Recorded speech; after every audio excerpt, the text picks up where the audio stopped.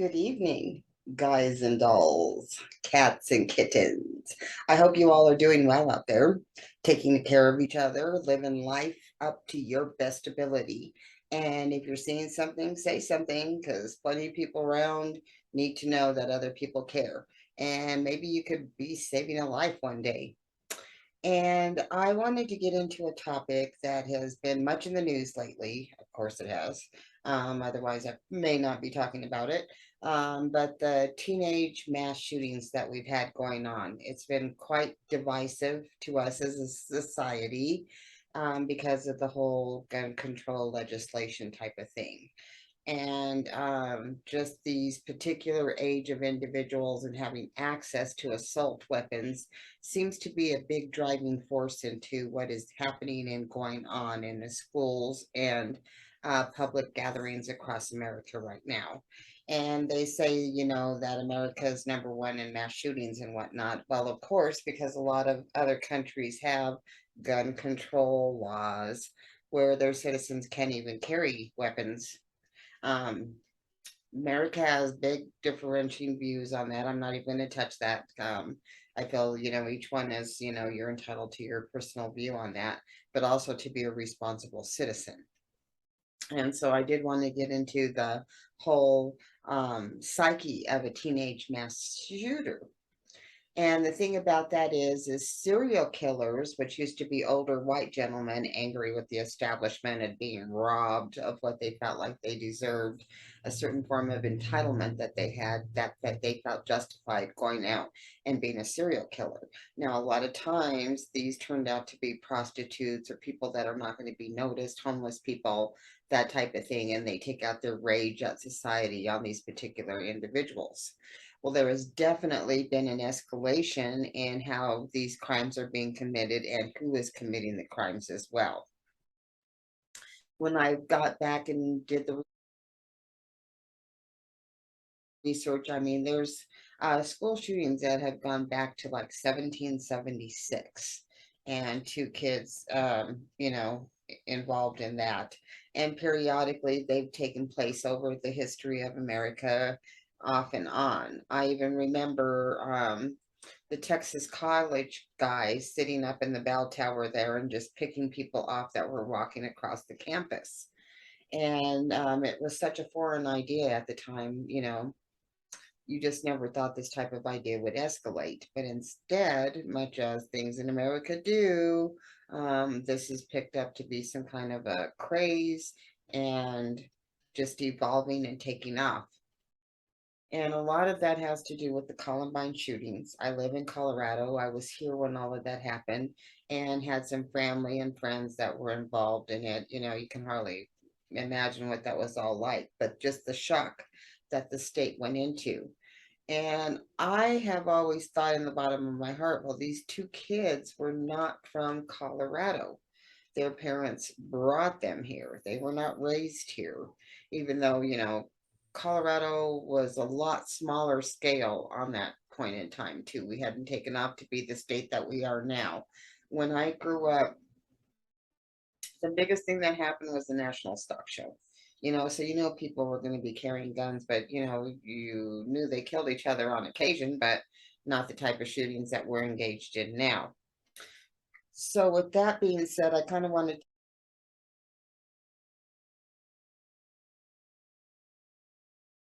to delve into the history of the psyche of a mass shooter. And I do have some notes I'll be referring to here because um, it's just like a lot of information. So there are two leading causes of school shootings: bullying, 87%, as well as non-compliance and side effects from psychiatric drugs. Many times it's them not taking the psychiatric drugs that they should be. And that comes to about 12%. So the majority of them is bullying at 87%.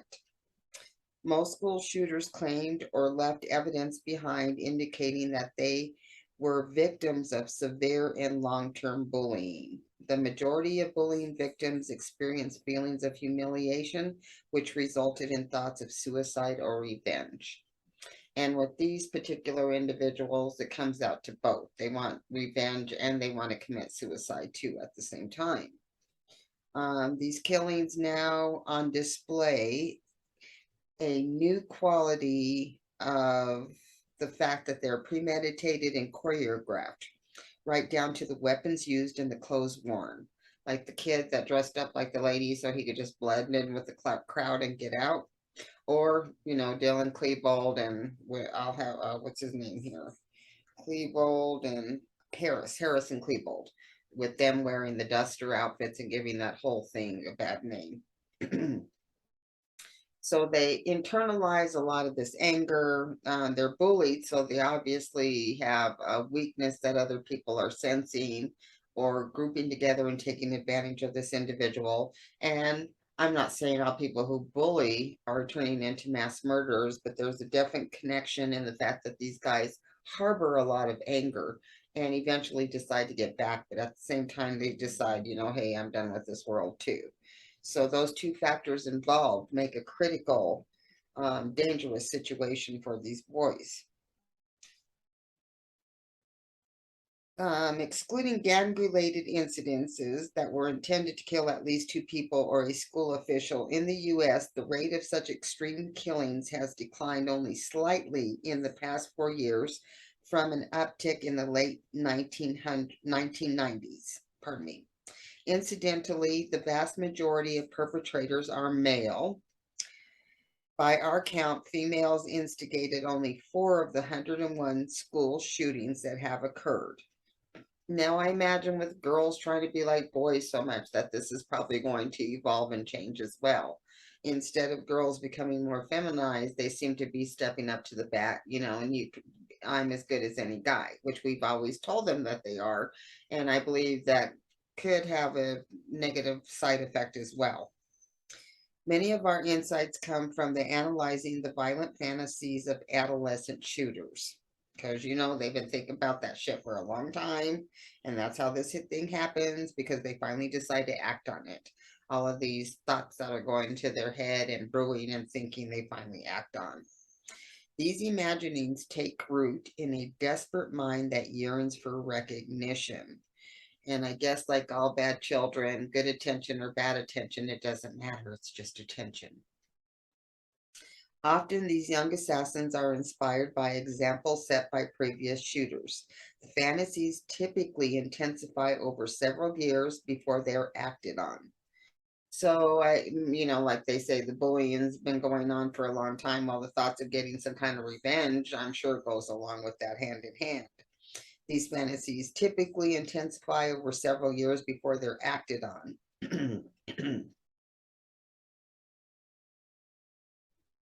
And I think that's the same thing that they have in conjunction with the serial killer. Serial killers abuse animals. They do different things until they finally step up to the plate and start killing. And if they get away with it, they just continue to do it over and over again. Pardon me. And these boys are typically the same. They fester, they think on it, and then they finally act on it.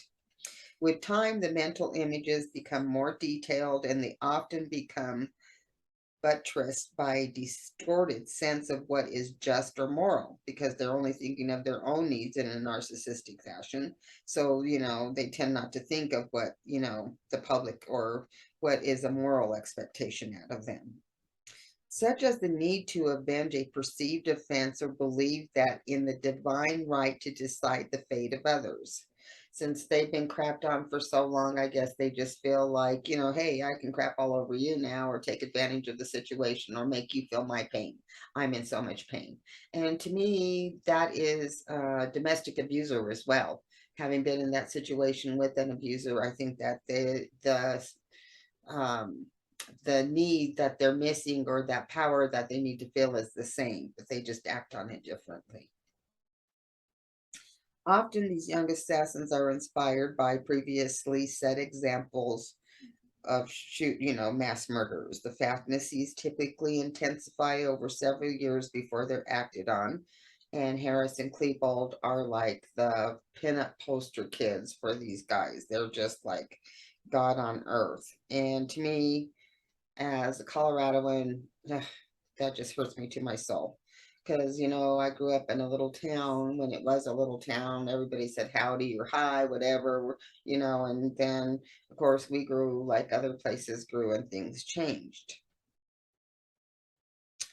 The fact that they feel like they have the divine right to act on this and to hurt others, so because they've been hurt on, is extremely narcissistic. Early on, troubled teenagers typically keep these fantasies secret, but they increasingly begin to leak their thoughts and plans to friends in chat rooms and often media outlets, recognizing the signs of such deadly thoughts as opposed to harmless daydreaming.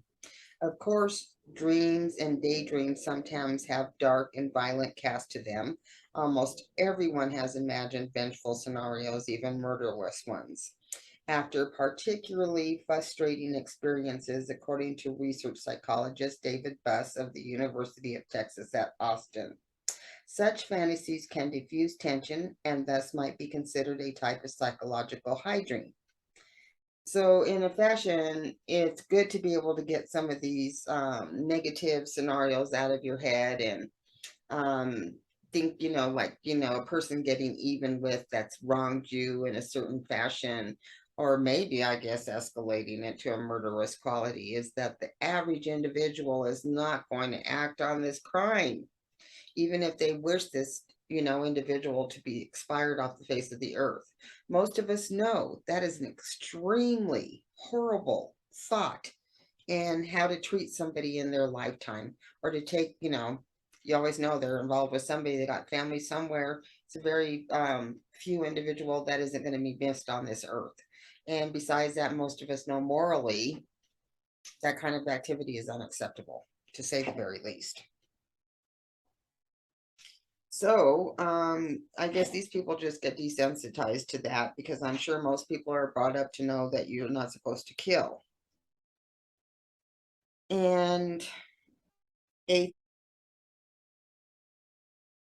thought murder a day keeps the psychiatrist away is what an Australian psychoanalyst, Theodore Reich, put it as. But what is cleansing to a healthy mind may overwhelm a less balanced psyche. Signs of psychiatric trouble include being excessively introverted and lacking strong social attachments. People to keep you in line, people to make you feel like you're wanted and needed. Family will keep you in line as well. But these people, I think they live solitary lives. They said one shooter was living in the house with his mom and they were texting back and forth to each other. They didn't even talk to each other because he wouldn't come out of his room. At a certain point, you either got to get your child mental health, or you got to take the bull by the horns and, you know, tell your kids what's expected out of them. I'm not sure it always works. I'm not saying it works for everybody, but I've been a parent, and that's kind of how I would think I'd have to handle it. Get them help, or take them, you know, try to help them yourself.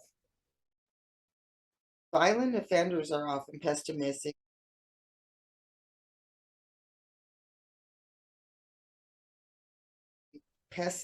about their future and have low self-esteem. Sorry about that. Let me start over again. Violent offenders are often pessimistic about their future and have low self-esteem. Many have been harassed, bullied, or rejected by classmates, and suspended from school or pressured by teachers. They idolize Harris and Klebold. On internet fan pages, Harris is compared to a god. At a recent auction, Klebold's old car fetched a price way over book value, almost as if it were a religious relic. Frequently, those in the final stages of planning a rampage state a desire to do it better than their predecessors, which generally means killing more people. 1 year before the killings, Klebold wrote in his school yearbook, "My wrath will be godlike." I don't know what kind of God, because my God is a friendly God, would act like that, unless he's referring to old ancient mythology times. As gods, Klebold and Harris felt they stood above society and were beyond its control and laws. And to demonstrate their omnipotence, they became masters of life and death. The mass murder is an injustice collector who spends much time feeling resentful about real or imagined rejections and ruminating on past humiliations.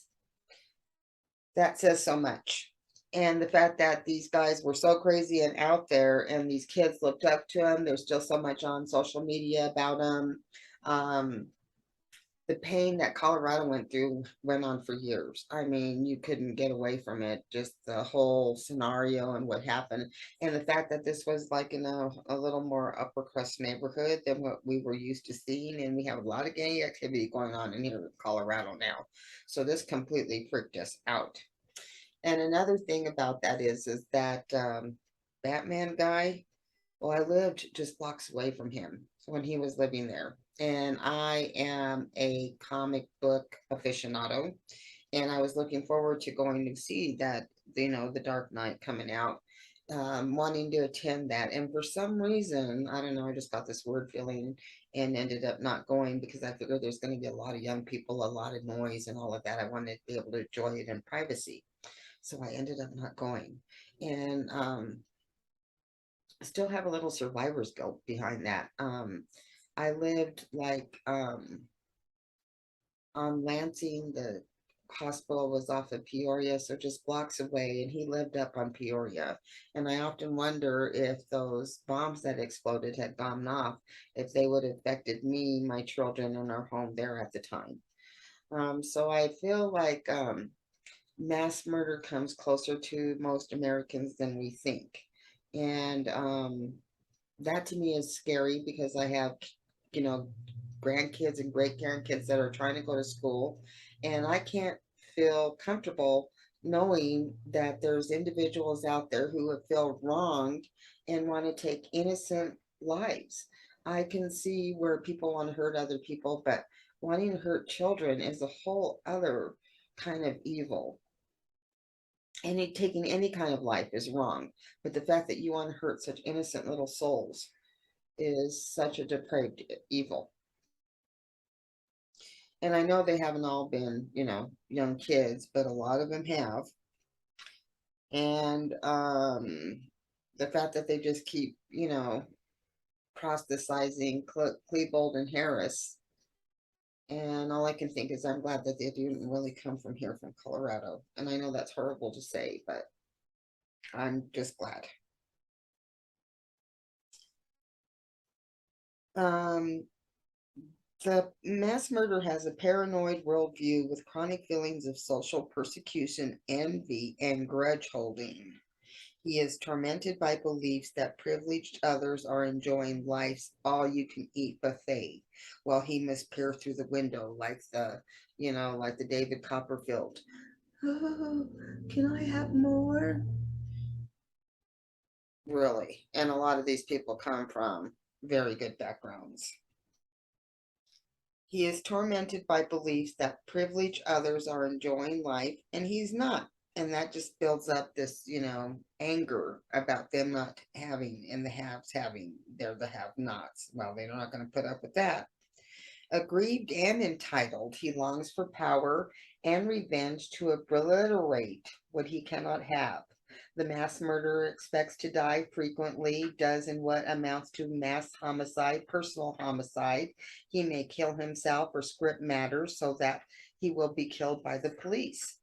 The perpetrator's death wish, a consensus view among media and academics alike, that the murderer must be on some sort of suicide mission, as frequently perpetrators welcome their arrest or suicide, having achieved their mission through murder. Many perpetrators are mentally in the middle, a gray zone where psychiatrists will disagree about the relative contributions of moral failure versus mental affliction. There's a lot of research on how their brains are not fully developed in the terms of regulation. Perhaps most significantly, studies show that the prefrontal cortex, which is critical to understanding the consequences of one's actions and controlling impulses, does not fully develop until age 25. And there seems to be a loophole in the federal law that requires people buying handguns from licensed dealers to be at least 21. But in Texas and most other states, 18-year-olds can purchase what is known as long guns, which includes assault rifles. 18 to 20-year-olds are uniquely likely to engage in impulse, emotional, and risky behaviors that offer immediate or short-term rewards, drawing the line for the legal purchase of firearms at 21 is a reasonable method of addressing the legislature's public concerns. Well, it is or it isn't. I don't know. I don't. I know how much money is involved in all of this and why these laws are so short and changing. But also, I did read an article about how at this point in time, if you look back in time, this would be the time that boys would be pursuing girls for marriage. And, they act up and they have all of this hormones going on in their body. And just like animals in the wild, they want to butt heads and, the strongest one come out and win the girl or whatever. I don't think they even know that they're acting on these instincts or that these instincts are building up in their body. And this is most prevalent during these times that these mass shooters seem to be enacting it, and they engage in extremely risky behaviors, even not mass shooters. So all of that taken together, there has to be some kind of solution to try to keep people safe, where these young people don't have as much access to cause as much harm to so many people at one time. It seems unreasonable, knowing what we know, to expect a different type of behavior out of these individuals. That's not to say every young person is capable of doing this, but we are capable of trying to protect every young person, every person on the planet, if we stopped and put our minds to it.